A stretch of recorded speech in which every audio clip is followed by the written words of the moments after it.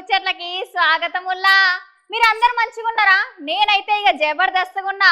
మరి ముచ్చట్లు షురూ చేసే ముందుగా మనం పెద్దార్థాలు చూద్దాం పాండ్రి. వామ్మో వానలు తెగిపోతున్నాయి ప్రాజెక్టులు.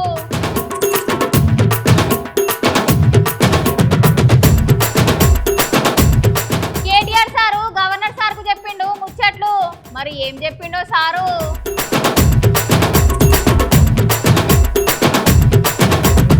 వేడిగడ్డ కుంకుతుందన్న జనాలు. మరి ఇప్పుడేమంటారు మీరందరూ?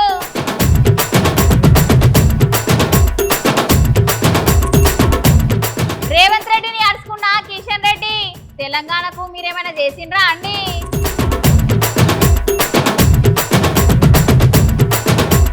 పాము గడిచిన మహిళను పట్టించుకొని డాక్టర్ అమ్మలు. మరి మీకు ఎందుకమ్మా ఈ ఉద్యోగాలు?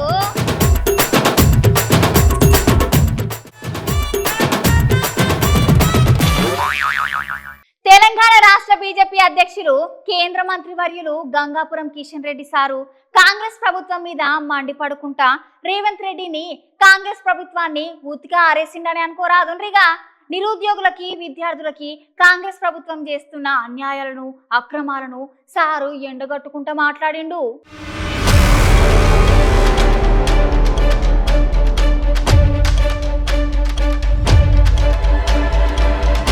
భారతీయ జనతా పార్టీ కేంద్ర మంత్రి కిషన్ రెడ్డి సార్ ఇవాళ జరుగుతున్న భారతీయ జనతా పార్టీ యువమోర్చా నిరుద్యోగ ధర్నాలో పాల్గొని సారు కాంగ్రెస్ పార్టీ మీద మస్తుగా నిప్పులు జరుపుకుంటూ మాట్లాడుతుండగానే చెప్పాలి.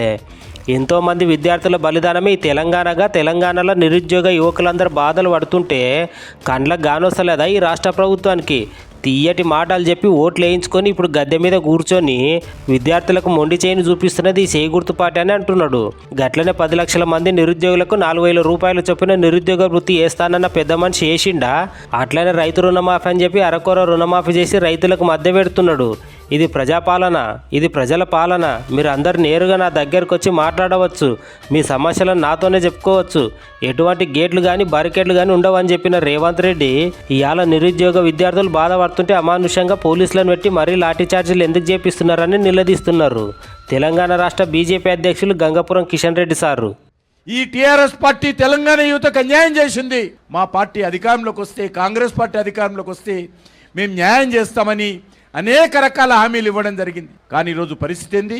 ఏరు దాటేంత వరకు ఓడమల్లన్నా, ఏరు దాటినాక బోడిమల్లన్న విధంగా ఈరోజు వ్యవహారం చేస్తా ఉన్నారు రేవంత్ రెడ్డి గారు. ఆ రకంగా ఈరోజు వచ్చిన ఈ యొక్క 8 నెలల్లోనే తెలంగాణ యువతకు అనేక రకాలుగా మోసం చేసినటువంటి, అన్యాయం చేసినటువంటి ప్రభుత్వము కాంగ్రెస్ పార్టీ ప్రభుత్వము, ముఖ్యమంత్రి రేవంత్ రెడ్డి గారు అని మనం చేస్తా ఉన్నాం. మాట్లాడమే కాదు, అవమానం చేసే విధంగా ఏ విద్యార్థులైతే, యువకులైతే తెలంగాణ కోసం బలిదానం చేసి ఆనాటి ప్రభుత్వాన్ని మెడలు వంచి తెలంగాణ తెచ్చుకున్నారో ఈరోజు వాళ్ళందరినీ కూడా మరి ఇష్టారాజ్యంగా అవమానం చేసే విధంగా ముఖ్యమంత్రి మాట్లాడము చాలా విచారకరమని ఈ సందర్భంగా మనం వస్తున్నాను. ముఖ్యమంత్రి వాక్యాలను తెలంగాణ యువత ఖండించాల్సినటువంటి అవసరం ఉంది. ఉస్మానియా యూనివర్సిటీ అంటే అది త్యాగాలకు కేంద్రము, ఉద్యమాలకు అడ్డా. మరి అటువంటి ఉస్మానియా విశ్వవిద్యాలయంలో చదివేటువంటి విద్యార్థులను రేవంత్ రెడ్డి గారు అనేక సార్లు అవమానం చేస్తూ మాట్లాడారు. మరి ఈరోజు పరిస్థితి ఏంది? అనేక రకాల హామీలు ఇచ్చారు. ఈరోజు 2 లక్షల ఉద్యోగాలు ఇస్తాము ఏకకాలంలో అని చెప్పారు. నేను ఇంకా నా దగ్గర పేపర్ పెట్టుకున్నా. మొత్తం full page advertisement, youth declaration పేరు మీద, మరి 6 గ్యారంటీల పేరు మీద 100 రోజుల్లో చేయాల్సినటువంటి అంశాలు ఒక్కసారి ముఖ్యమంత్రి చదవాల్సినటువంటి అవసరం ఉంది, జ్ఞాపకం చేసుకోవాల్సిన అవసరం ఉంది. ఏ ఒక్కటి కూడా అమలు చేయలేదు. నిన్న మొన్న ఇచ్చినటువంటి రైతు రుణమాఫీ కూడా రైతులను, తెలంగాణ సమాజాన్ని మభ్యపెట్టేటువంటి విధంగా ఉంది. రైతుల రుణమాఫీ కూడా ఈరోజు ఇస్తానన్నటువంటి హామీ ప్రకారం రైతు రుణమాఫీ చేయలేదు. అరకొర మాఫీ చేసి, కొంతమందికే వేసి, మిగతాలందరినీ మోసం చేసి, వెన్నుపోటు పొడిచి ఈరోజు రైతు రుణమాఫీ జరిగిందని చెప్పి ముఖ్యమంత్రి గారు ఈరోజు ఊరూరా పోస్టర్లను పంపించి, కట్అవుట్లను పంపించి, పాలను పంపించి, మనుషులను పంపించి ఊరూరా పాలాభిషేకం చేసుకుంటున్నాడు. ఆ పాలు కూడా ఇక్కడి నుంచే పంపిస్తున్నాడు. ఆ పరిస్థితి ఉన్నది. తెలంగాణ రాష్ట్ర ముఖ్యమంత్రి రేవంత్ రెడ్డి సారు రాజీవ్ గాంధీ సివిల్ అభయహస్తంను ప్రారంభించి ఈ తెలంగాణ రాష్ట్రానికి నిరుద్యోగ విద్యార్థులకు కాంగ్రెస్ ప్రభుత్వం ఏం మంచి పని చేసిందో చెప్తున్నాడు. ఒకసారి మీరు కూడా వినుండ్రి.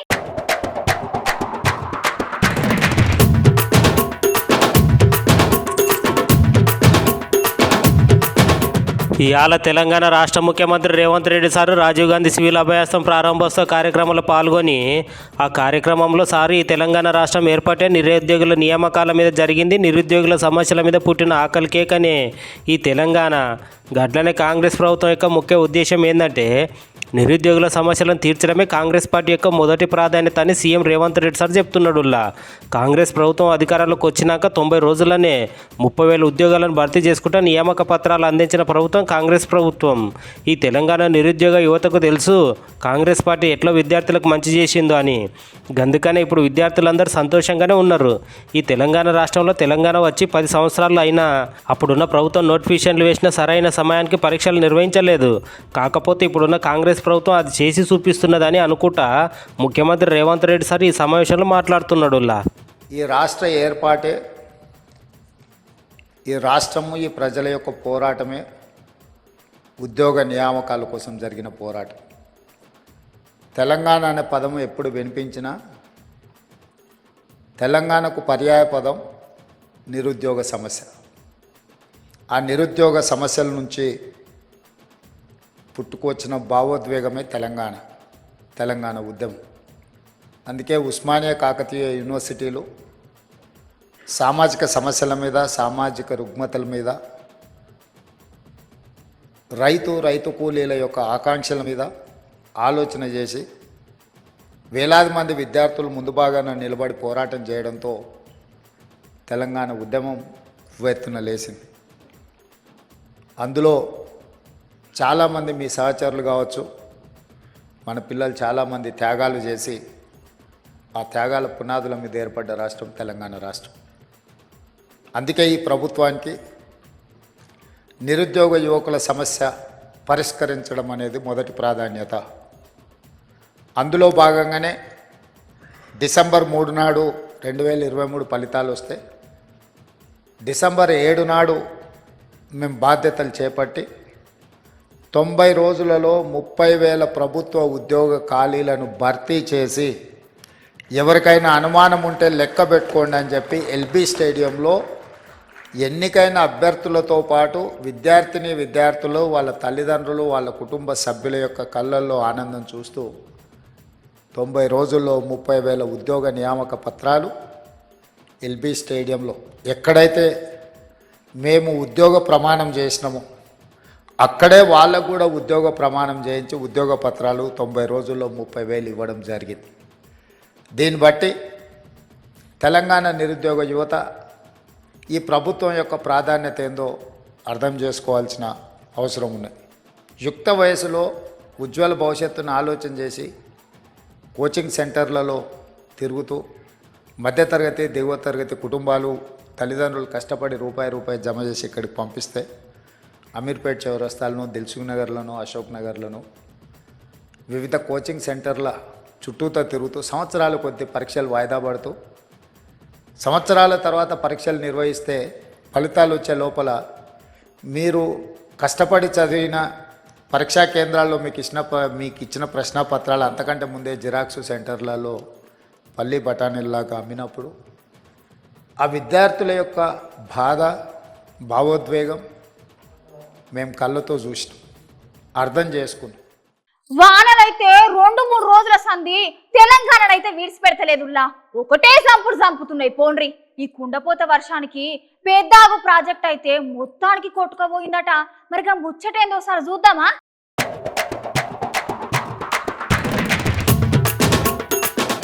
ఎందులో ఈ ఘోరం? నిన్న కురిసిన భారీ వర్షానికైతే చెరువులు వంగి వాగులు వంకలు పోటెత్తినాయి కదా. ఈ వర్షానికైతే ఒక దగ్గర పెద్దవాకు గండివాడి మస్తుగా నష్టం జరిగిందంట.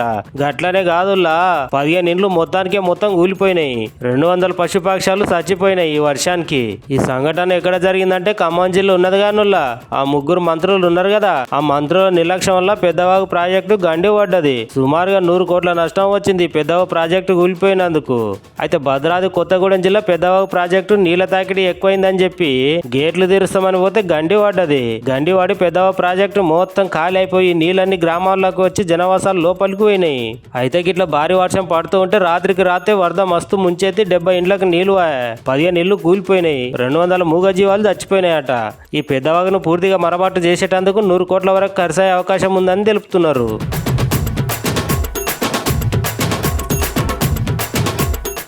ఖమ్మం పాలేరు నియోజకవర్గం వెంకటగిరి గ్రామంలో ఒక సంఘటన చోటు చేసుకున్నదిలా. పాము కరిసి ఒక మహిళ సావు బతుకుల నడమ ఉంటే అక్కడున్న డాక్టర్ అమ్మలు సోద్యం చూసినట్టు చూసుకుంటా వైద్యం కూడా చేస్తలేరంట. మరి గింత దారుణం అవులా?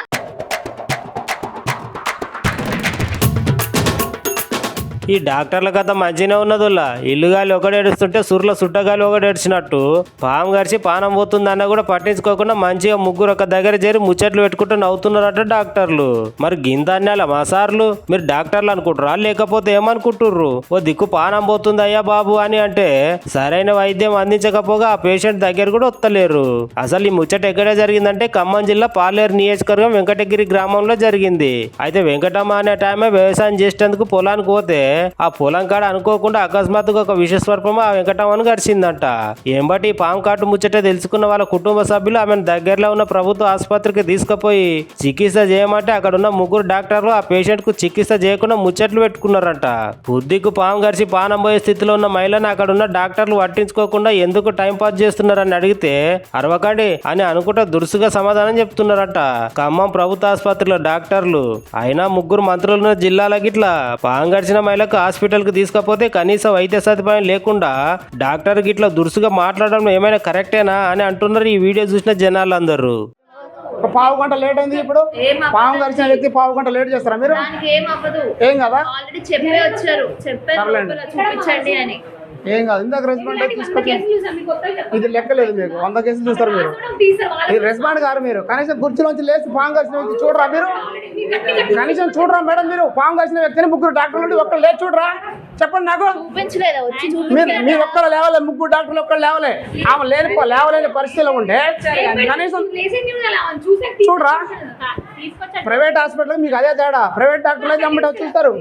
మీరేంటి 3 డాక్టర్లు కూర్చొని పాము కరిచిందని చెప్తే ఒక్కరు లేవాలా? మీరు నవ్వుకుంటూ మాట్లాడుతున్నారు. మీరు ఎవడు బాధ ఆడుకుంటుంది? ఏం ట్రీట్మెంట్ మేడం? ఇందాక ఎందుకు చేయాలి? టెస్ట్లు ఎందుకు చెప్పలే? రాగానే ఇక్కడ టెస్ట్ చెప్పిన చెప్పాలి. అది అరవటమా? అరవటం అంటున్నా. ఏం చూస్తున్నారు? 3 డాక్టర్లు నవ్వుకుంటూ మాట్లాడుతున్నారు. పాము కలిసిన వ్యక్తికి వచ్చి లేచి రెస్పాండ్ కాలేదు ఒక్కళ్ళు కూడా. అయిందంటే మేము అరిసినాం అంటున్నారు. ఇదే నా గవర్నమెంట్ డాక్టర్లు చేసేది? మీరు చేసేది ఇదే అంటున్నా. ఇందాక టెస్ట్ చేపితే పావు గంట టైం వేస్ట్ అయింది. ముందు టెస్ట్ చెప్పాలిగా. ముందు ఫైల్ తీసుకొని రాబడి అని చెప్పారు నాకు. ఏదంటే అరద్దాం మేము. ఈ దినం కేటీ రామారావు సారు తెలంగాణ రాష్ట్ర గవర్నర్ ను కలిసి ఏదో ముచ్చట చెప్తున్నాడట. మరి సార్ ఏం ముచ్చట్లు చెప్పిండు? దానికి గవర్నర్ ఏమన్నారు? మనం కూడా ఒకసారి చూద్దాం పాండ్రి.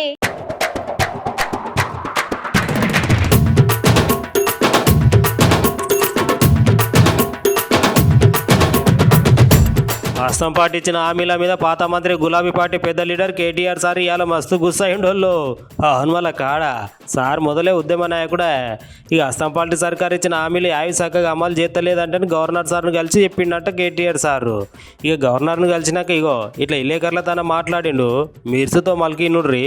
ప్రధానంగా రెండు ముఖ్యమైన అంశాలు గవర్నర్ గారి దృష్టికి తీసుకొచ్చినాం.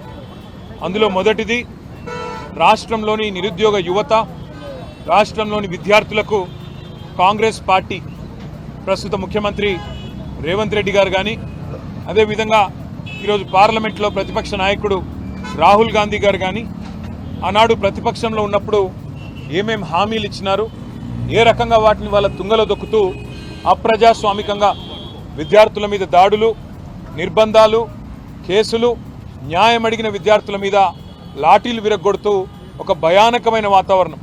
తెలంగాణ ఉద్యమ సమయంలో ఎట్లా అయితే యూనివర్సిటీలలో, కాలేజీ క్యాంపస్లలో, హైదరాబాద్లో ఒక భయానకమైన వాతావరణం ఆనాడు విద్యార్థుల మీద దాడుల్లో చూసినామో అదే రకమైన వాతావరణం మళ్ళీ తిరిగి ఈరోజు పునరావృతం అవుతుందని చెప్పి గవర్నర్ గారి దృష్టికి తీసుకొని రావడం జరిగింది. ముఖ్యంగా గవర్నర్ గారికి చెప్పింది ఏమంటే మొదటి సంవత్సరంలోనే, ప్రభుత్వం ఏర్పడ్డ మొదటి సంవత్సరంలోనే 2 లక్షల ఉద్యోగాలు ఇస్తామన్న రాహుల్ గాంధీ గారి మాట జాబ్ క్యాలెండర్ అని చెప్పి పత్రికల్లో పుంకాలుగా ఫ్రంట్ పేజీల్లో ఇచ్చిన అడ్వర్టైజ్మెంట్లు ఇవన్నీ కూడా వారి దృష్టికి తీసుకొచ్చినాం. గ్రూప్ 1, గ్రూప్ 2, గ్రూప్ 3 ఈ 3 నోటిఫికేషన్లు కూడా గతంలో కేసీఆర్ గారు ముఖ్యమంత్రిగా ఉన్ననాడు ఇచ్చిన వాటిని తిరిగి రద్దు చేసి కొత్త వాటిని ఇస్తాం, పోస్టుల సంఖ్య పెంచుతామని చెప్పి కాంగ్రెస్ పార్టీ ఇచ్చిన మాటను గుర్తు చేసినాం. దాంతోపాటు జాబ్ క్యాలెండర్ ఇంతవరకు నిలబెట్టుకోలేదు, ఒక్క నోటిఫికేషన్ కూడా ఇవ్వలేదు అనే మాట కూడా గవర్నర్ గారి దృష్టికి తీసుకొచ్చినాం. రాహుల్ గాంధీ సార్, రేవంత్ రెడ్డి సార్లు నిరుద్యోగులకు ఇచ్చిన హామీలు అమలు చేయకుండా ఓళ్ళ మిన్న ఉల్టా కేసులు పెడుతుర్రని కోపమై వచ్చే ఎన్నికల పబ్లిక్లు, యువకులు ఈ కాంగ్రెస్ సర్కార్కు తగిన బుద్ధి చెప్తారని అంటున్నారు పాత మంత్రి కేటీఆర్ సారు. ముఖ్యంగా తెలంగాణ యువతకి మీ అందరికీ ఇచ్చే మాట, కాంగ్రెస్ ఇచ్చిన ప్రతి హామీ నిలబెట్టుకునేదాకా, పోస్టులు పెంచేదాకా, మీకు న్యాయం జరిగేదాకా మీ తరపున ప్రధాన ప్రతిపక్షంగా భారత రాష్ట్రంకి ఉంటుంది. కేసీఆర్ గారు ఉంటారు. తప్పకుండా మీ తరపున మీ హక్కుల కోసం మేము పోరాడతామని చెప్పి కూడా తెలియజేస్తూ, మొన్నటిదాకా తెలంగాణలో ఏడ చూసినా మేడిగడ్డ మేడిగడ్డ మేడిగడ్డ మేడిగడ్డ పని అయిపోయింది, మేడిగడ్డ భీములు కుంగినయిగా, మేడిగడ్డ కూలిపోతుందని ముచ్చట్లు మస్తుగా విన్నాం కదా నుల్లా. మరి కాకపోతే ఇప్పుడు ఎంత కుండపోతాం వర్షం పడ్డా కూడా మేడిగడ్డ ఎంత గట్టిగా ఉన్నదో ఒకసారి మీరే చూడండి. మొన్నటిదాకా మన తెలంగాణలో ఎక్కడ చూసినా గరం గరం ముచ్చట ఏంటంటే మేడిగడ్డ ముచ్చట. ఈ మేడిగడ్డకు బీటలు పడి కుంగిపోయింది, ఇంకా కొన్ని రోజులైతే నామరూపాలు లేకుండా పోతుంది. ఇట్లా జరిగింది అట్లా జరిగిందని ఒకళ్ళ మీద ఒకళ్ళు మస్తుగా మాట్లాడుకున్నారు కదా. కాకపోతే ఇప్పుడు ఆ ముచ్చట్లు అన్నిటిని పటాపంచలు చేసుకుంటాం. మేడిగడ్డ నిండుకుండా ఒలిగే మంచిగా తయారయ్యి అందరినీ తలపిస్తున్నదిలా. అయితే లక్ష్మీ బ్యారేజ్ మేడిగడ్డ 19వ తారీఖు 7వ నెల 2024 సాయంత్రం 6 గంటలకు దాని లెవెల్ ఎంత ఉన్నదంటే 92.40. మరి దాని కెపాసిటీ ఎంత అంటే 16.17 టీఎంసీలు. మొత్తం ఇందులో అవుట్ఫ్లో 3.40, 3,41,000 క్యూసెక్లు. మరి తెరిచిన గేట్లు 85కి 85. ఇగో గిట్లున్నా కూడా ఎంత గట్టిగా ఉన్న చూడుర్రి అని అంటున్నారు కొంతమంది నాయకులు.